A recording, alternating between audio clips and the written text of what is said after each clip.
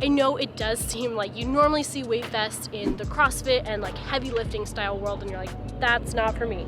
But I promise runners, you will see tons of training benefits if you add the weight vest into your training. Now you're asking me, how do I do this? What kinds of workouts can I use this weight vest with? Well, I'm gonna break it down for our shorter distance sprinters all the way up to our ultra runners, what kinds of workouts you could be using the weight vest for and how you're gonna get the benefits out of it.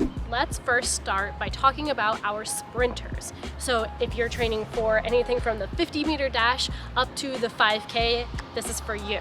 You guys want to build power and you want to build speed. With that power, you can use this weight vest to add in the resistance training. What you can do is have the weight vest on while you're doing those power movements. So squat jumps, lunge jumps, anything where you're working on that explosive power. Now, I do caution our sprinters to use this while actually sprinting, especially if you've never used it before. Work your way up there. You could maybe use it if you're training for the shorter distances in track. You can train with it while just going out of the starting blocks. Something like that. I don't suggest, starting off by sprinting 100 meters with the weight vest on, because it is going to throw off your cadence, it's going to throw off your run form. And with sprinting, we know that any little, misstep there could cause injury. So we want to back it up, train with it with those workouts first and those exercises, then build your way up to sprinting. All right, next, let's talk about my long distance runners, my ultra runners, my marathoners, or anyone that is working with time on feet training, right? You know who you are. For my distance runners, you can absolutely go ahead and do those exercises that we talked about for the 5Kers and the sprinters. You can use that in here because who doesn't want to boost power? But for you guys, the most beneficial way is by using the vest for longer hikes. Hikes, not runs. You really don't want to be running with the extra weight on there for an extended period of time. Maybe a little burst here and there, but especially if it's flat, where you're coming down with 2 to 3 times your body weight with each step, adding extra weight is going to really, increase that impact. And we want to be cautious of that, especially if you're out for like a couple hour run. That's going to add a lot of extra impact. Also for you ultra distance runners, my 50 milers, 100 milers, adding a little bit of weight is going to simulate the weight that you guys are going to be using in your pack. So it's also good training for that as well too. Now, another benefit that is not only used for my long distance runners, I want you sprinters to tune back in for this one. This can be used for anyone wanting to boost their performance. You can use the weight vest on hills. Some shorter distant hill sprints are going to be perfect for you guys. Now, why can we sprint on a hill? And now, Morgan, you just told us we couldn't really go sprinting on a flat track. Well, when we add in a hill, we're actually taking some of that impact off, because it's on a hill, our foot doesn't have to travel all the way up, and we're not coming down with that full impact. So we're like lessening it. I think it's maybe around 1 time our body weight instead of that 2 to 3 times our body weight. So a lot less impact there. And when you're running up hills, your cadence is already short. Therefore, it's not going to throw off your run form as much as it would when you're, full length stride sprinting on the track.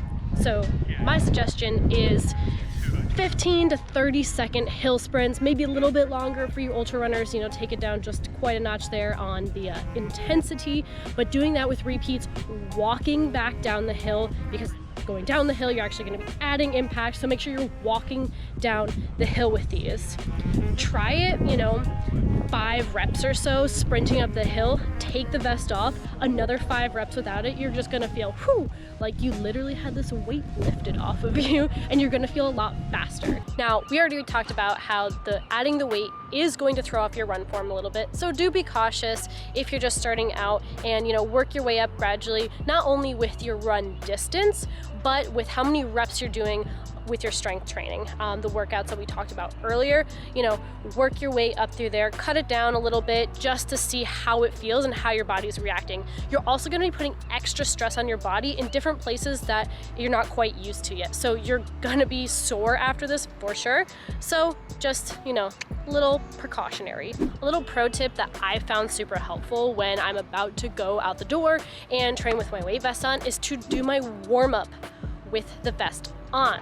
Why, you might ask? because, you know, as you start to warm up, you're gonna be breathing heavier, you know, you're gonna be expanding a lot through your chest, and if you strap this thing on too tight to begin with, you're gonna realize that my breathing is constricted, and we don't want that, right? Especially if you're gonna go out for some hill sprints where you're gonna be breathing pretty heavy, you don't want that constriction on your chest. So, you know, kind of work around with it as you're getting warmed up. You'll see what fits right. You'll also notice if there's any chafing in any different areas. Maybe I need to put on a different shirt underneath, you know, etc., etc. So, pro tip, warm up with your weight vest on before you go out and do your workout. Trust me, it is beneficial. Now, Coach Morgan, what weight should I be looking for when I'm looking to purchase a weight vest? I personally have a 10-pound vest. That seems to work well for me. You know, I definitely notice it when I'm going out for a run or when I'm doing my workouts, and, you know, I don't know, adding another couple pounds maybe would be too much for me at the moment because I'm just starting out using it. So this one works best for me, 10 pounds. This is generally gonna keep us out of that 30-pound range for a weight vest. Now, you really only wanna start to go over there if you're training for doing some super long hikes with really heavy packs. That's the only time that this is going to be beneficial for that. After that, if you're really just using it for our training, like here in our running, you know, you're gonna start to see an increase in injuries because you're just fighting those biomechanical, you know, movements at that point. You're adding a lot of extra weight, and that's just gonna increase all of that impact. So we wanna stay away from that, and your benefits are just gonna start to go downhill because you're gonna be injured. Be sure to do a little research on which vest you think is going to fit for you. So I have this brand right here, Harbinger. Seems to work good for me. It's a women's specific one, so it fits just a little bit differently. It cuts in a little bit more, so it's not too much under my armpits, which I really like. It's pretty comfortable on me, and it can strap small enough for my body, where some of the men's ones, this part would be like wrapped all the way around. So I really like this one.